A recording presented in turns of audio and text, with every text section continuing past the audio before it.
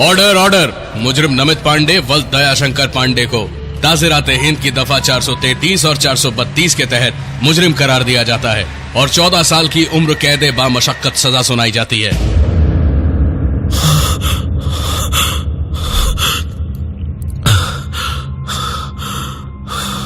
तीन साल से रोज यही एक सपना मुझे सोने नहीं देता।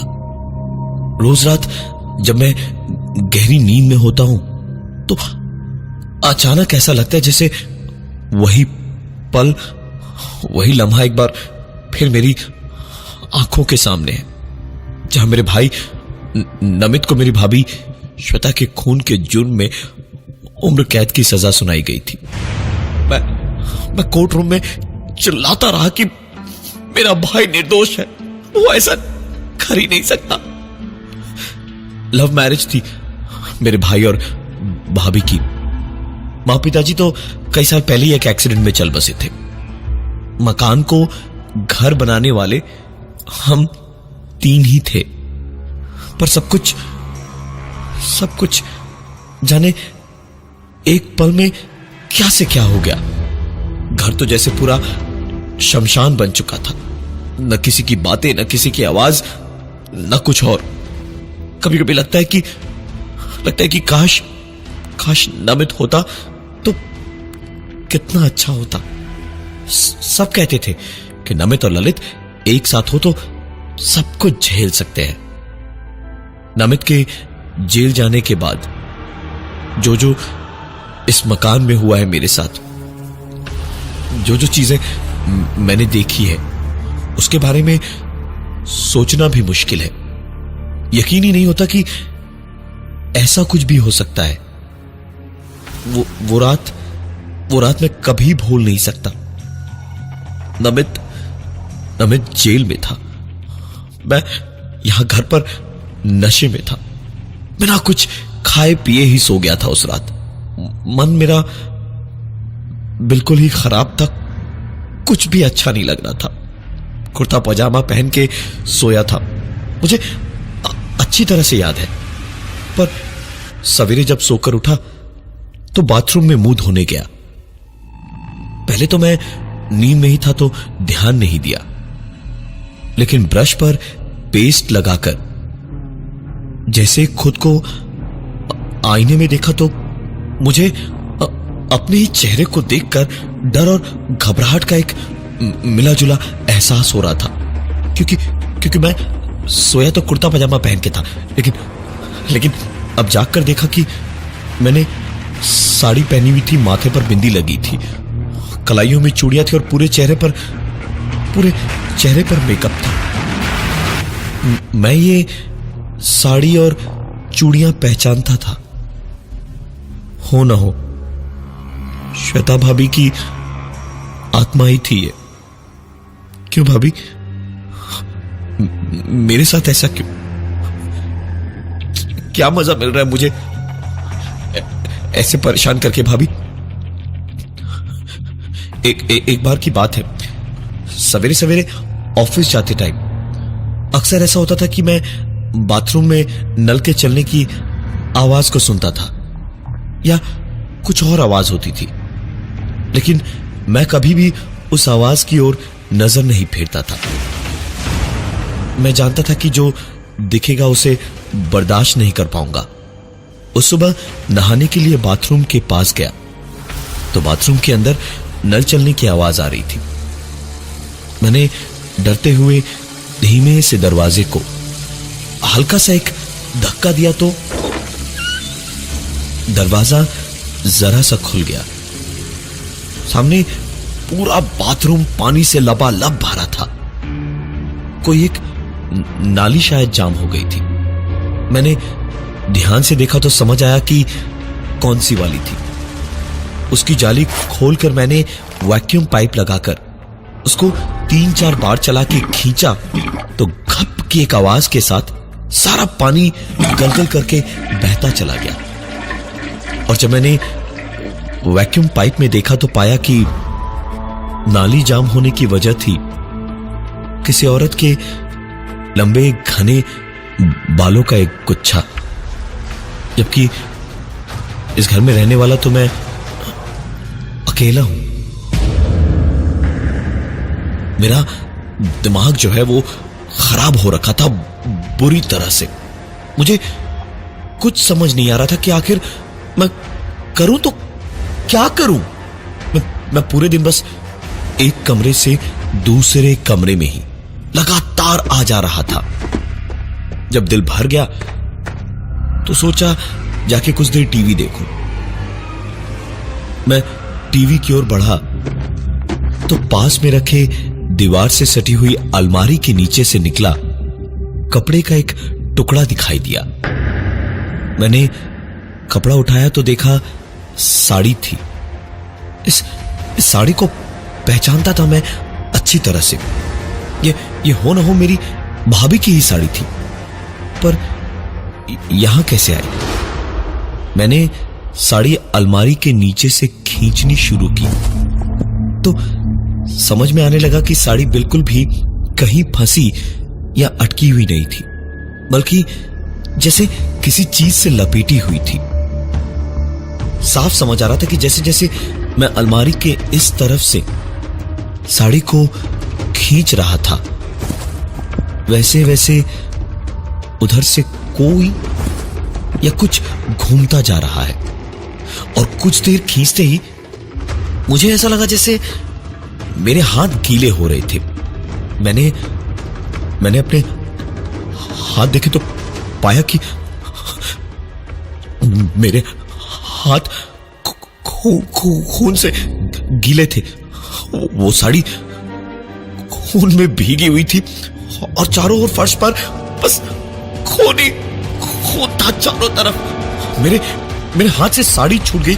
मुझे ऐसा लग रहा था जैसे मेरे बदन में एक ही पल में लाखों सुइयां चुभ रही थी। सहन नहीं हो रहा था मुझसे। मैं सीधे अपने कमरे में भागा और जाकर मैंने दरवाजे को तुरंत बंद कर लिया। मुझे समझ ही नहीं आ रहा था कि मैं करूं क्या। भागूं यहां से अगर तो कैसे। बैठे बैठे घबराहट में ही पता नहीं कब आंख लग गई और मैं सो गया। मेरी नींद तब खुली जब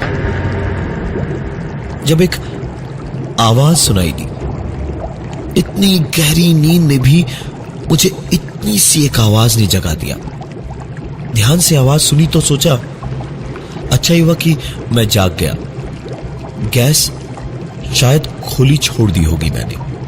उठकर मैं सीधा किचन की ओर दौड़ा तो याद आया कि गैस तो खत्म हो चुकी थी और खाना मैंने बाहर से मंगवाया था आज। मैं खुद को रोकना तो बहुत चाहता था, लेकिन मेरे पैर उस ओर बढ़ते जा रहे थे। दिल देखना चाह रहा था कि वहां आखिर था कौन। धीमे धीमे कदमों से मैं किचन तक गया। पानी के वो उबलने की आवाज मेरे करीब जाते जाते बढ़ती जा रही थी। मैंने किचन का दरवाजा खोला और सामने देखा एक औरत मेरी ओर पीठ किए हुए खड़ी थी और पानी उबाल रही थी। मैं इतना तो समझ गया था कि यहां नहीं खड़े रहना चाहिए मुझे इसके बीच में बिल्कुल नहीं पड़ना। मैंने दरवाजा धीमे से वापस बंद किया और वापस अंदर अपने कमरे में आकर लेट गया, किसी डरे हुए बच्चे की तरह। मैंने कंबल पूरे का पूरा ओढ़ लिया, इस तरह कि पैर के नाखून से लेकर सर तक पूरा शरीर ढक जाए। मैं लेटे लेटे अपनी सांस तक रोके हुए था कि जब मैंने एक आवाज सुनी। दरवाजा खुला और मुझे समझ आया कि कोई कमरे में आया है। और फिर शुरू हुई एक तेज जलन मेरे पैरों से शुरू होकर धीमे धीमे ऊपर मेरे सीने तक और फिर मेरे चेहरे तक। ऐसा लग रहा था जैसे मुझे जला के कोई राख कर देगा। मैं चीखते हुए एक झटके में कंबल उठा फेंका और एक आवाज और गूंजी। मैं चिल्लाता हुआ कंबल हटाकर उठा तो देखा पूरा का पूरा बिस्तर गीला था, कंबल गीला था और इसका मतलब वो जो पानी उबाला गया था वही मेरे ऊपर डाला गया और उठते वक्त मेरा ही हाथ लगकर वो बर्तन गिरा था। मैं जलन के मारे चिल्लाए जा रहा था जब मैंने देखा वो बर्तन अपने आप घिसट घिसट के खुले हुए दरवाजे तक पहुंचा और वो बर्तन कमरे से बाहर गया तो दरवाजा अपने आप बंद हो गया। मैं अगले 2 घंटे जब तक सवेरे का उजाला नहीं हो गया तब तक चुपचाप डरा घबराया एक कोने में बैठा रहा।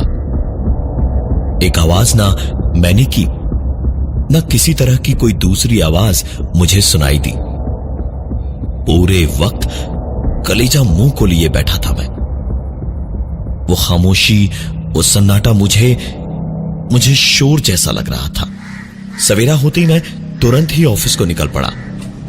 ऑफिस में लिफ्ट के सामने जब तक मैं पहुंचा तो लिफ्ट ऊपर को चल पड़ी थी।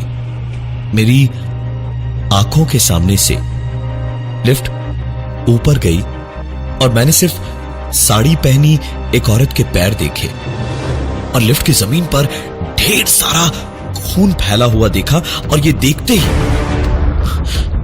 ही एक ही पल में मैं जैसे पसीने से नहा गया। एक अजीब सी सिहरन दौड़ने लग रही थी पूरे बदन में, मेरे सर से पांव तक। मैं वहां से डर, घबराहट और खौफ सब दिल में लिए हुए भागा तो ऐसे बदहवास बेकाबू सा देखकर मुझे सिक्योरिटी गार्ड ने रोककर पूछा, अरे सर क्या हुआ, ऐसे काहे भाग रहे हैं, सब ठीक तो है ना? एक इंसान को सामने देखकर मुझे काफी अच्छा लग रहा था, लेकिन फिर भी इतनी आसानी से खुद को संभालना ऐसे हाल में बहुत मुश्किल था। हांफते हुए मैंने उसे बताया, वो लिफ्ट में खून और भूत। गार्ड मेरी बात सुनकर हंसा और उसने कहा, अरे सर क्या मजाक करते हैं आप भी, लिफ्ट तो 2 दिन से खराब पड़ी है, भूल गए आप? मुश्किल तो था, लेकिन मैंने मान लिया कि मेरा वहम ही होगा। मैंने गार्ड से कहा कि जरा मुझे घबराहट हो रही थी तो मेरे साथ सीढ़ियों से ऊपर 5वें माले मेरे ऑफिस तक चले। गार्ड खुशी खुशी मान गया। मैं आगे आगे बकबक करते हुए जा रहा था। पूरे वक्त मैं सीढ़ियों पर बोलते हुए ही जा रहा था और वो ठीक मेरे पीछे पीछे आ रहा था। उसके कदमों की आहट मुझे अपने पीछे पीछे आती साफ सुनाई दे रही थी।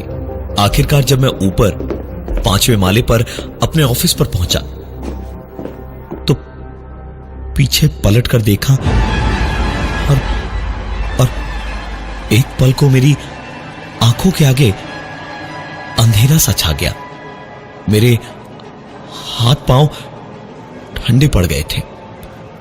खून का दौरा धीमा पड़ता हुआ पता चल रहा था। लग रहा था जैसे बेहोश हो जाऊंगा अभी, क्योंकि सीढ़ियों पर नीचे से लेकर ऊपर तक खून से बने नंगे पैरों के निशान बने हुए थे और सिक्योरिटी गार्ड कहीं दूर दूर तक नहीं था। मैं पिछले कुछ दिनों में इतना झेल चुका था कि इस पर मैं कुछ कर ही नहीं पाया। मैं सीधा अंदर जाकर अपनी सीट पर बैठ गया और बुरी हालत में भी काम करने का नाटक करने लगा। कुछ ही देर में मेरी टेबल पर रखा इंटरकॉम बजा। मैंने उठाया तो सिक्योरिटी ने कहा, सर बॉस को आपसे बात करनी है, मैं लाइन कनेक्ट कर दे रहा हूं। उसने लाइन कनेक्ट की तो उधर से आवाज आई, क्या बात है देवर जी, अब और याद नहीं आती हमारी? मैं तो ये सुनते ही पागल हो गया था। मैं फोन पर बोल पड़ा, ये सब क्या हो रहा है? क्यों मेरे पीछे पड़ी हो? मर चुकी हो तो जाओ ना यहां से। क्यों जीते जी मार रही हो मुझे? क्यों जीते जी मुझे रोज रोज मार रही हो? हाँ।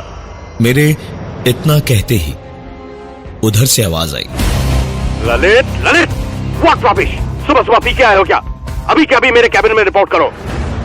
उस दिन तो डांट टपट कर सर ने छोड़ दिया, लेकिन ये सारी चीजें बढ़ती गई, इतनी बढ़ गई कि 2 महीने के बाद मुझे नौकरी से निकाल दिया गया। काफी कोशिश की मैंने दूसरी नौकरी के लिए, लेकिन मिली ही नहीं।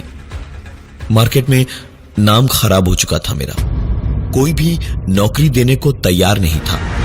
मेरे खाने के लाले पड़ गए। मैंने सब कुछ बेच दिया।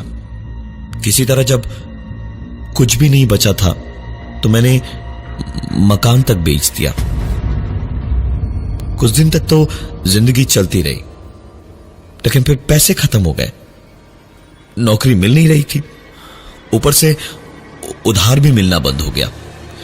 1-2 बार भूख के मारे मैंने पैसे चुराने की कोशिश की तो हाथापाई हुई और आखिरकार मैं सड़क पर आ गया। एक अच्छी खासी मेरी जिंदगी बर्बाद हो चुकी थी, लेकिन मैं जानता था कि एक जगह है जहां वक्त पे खाना मिलेगा ही मिलेगा। मैंने श्वेता भाभी के खून का इल्जाम जो मेरे भाई नमित पर था, वो अपनी सर लेकर सरेंडर कर दिया। केस दोबारा से रीओपन हुआ। 15-20 दिन में सुनवाई हुई। मेरा भाई बाइज्जत बरी हुआ और मैं जेल में आया। एक बार नमित मिलने आया तो पता चला कि अपनी एक दुकान खोली है उसने और बड़े सुकून से जी रहा है, और मैं जेल में हूं। I mean, क्या करता? ये तो होना ही था ना। नमित तो सीधा साधा ही था बचपन से। एक दिन आकर मुझे बताया कि श्वेता का किसी और के साथ में कुछ है शायद। मैंने कहा कि ठीक है, तू फिक्र मत कर, मैं हूं ना। मैंने श्वेता का पीछा किया और सचमुच देखा कि उसका पुराना एक आशिक था जिसके साथ उसे रंगरलियां मनाते हुए मैंने रंगे हाथ पकड़ लिया। और वो नजारा देखते ही मेरे नमित की सूरत मुझे याद आ गई। मैंने वहीं के वहीं श्वेता की ही साड़ी से दोनों का गला घोंट कर उन्हें बेहोश कर दिया और एक बड़े पत्थर से दोनों का सर इस पूरी तरह कुचल डाला कि कोई पहचान ही ना पाए। नमित कमजोर था, अकेलापन नहीं झेल सकता था, तो उसने पूरा इल्जाम अपने ऊपर ले लिया और जेल चला गया। लेकिन अपने पापों की सजा अगर श्वेता को मिली थी तो मुझे भी मेरे पापों की मिलनी ही थी। पर अब लगता नहीं कि यह काफी है। श्वेता की एक साड़ी मेरे गले में लपेटी हुई है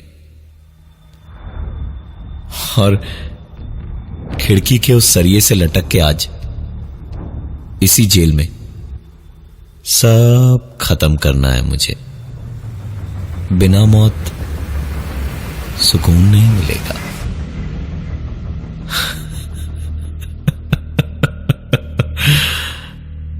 श्वेता मुझे मारकर ही दम लेगी।